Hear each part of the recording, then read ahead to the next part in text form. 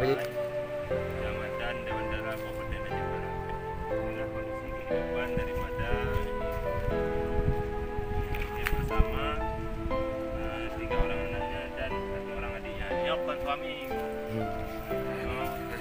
Adik kandung daripada ibu. Yatim dia.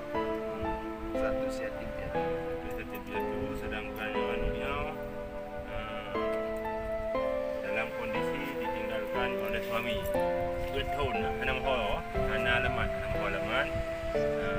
Maknanya sudah berangkat tu Malaysia, jalan lagi bang. Tapi sampai orangnya hana kabar, hana informasi dan hana kabar apa lah. Kondisi kehidupan daripada itu. Pekerjaan bukan kau baca.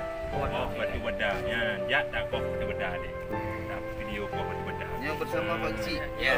Pak Cik. Dampingnya oleh Bapak Besi, Bapak Besi Kampung dan pengurus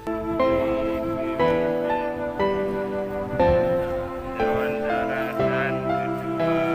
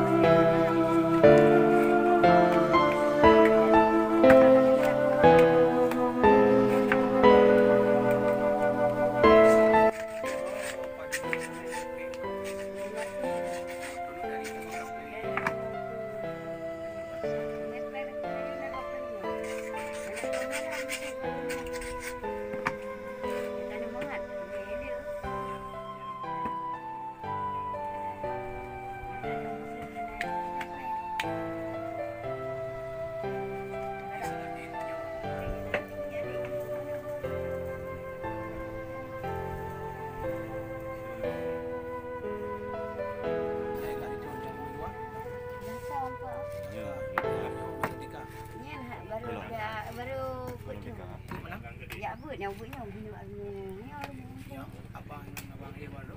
Yang kadang-kadang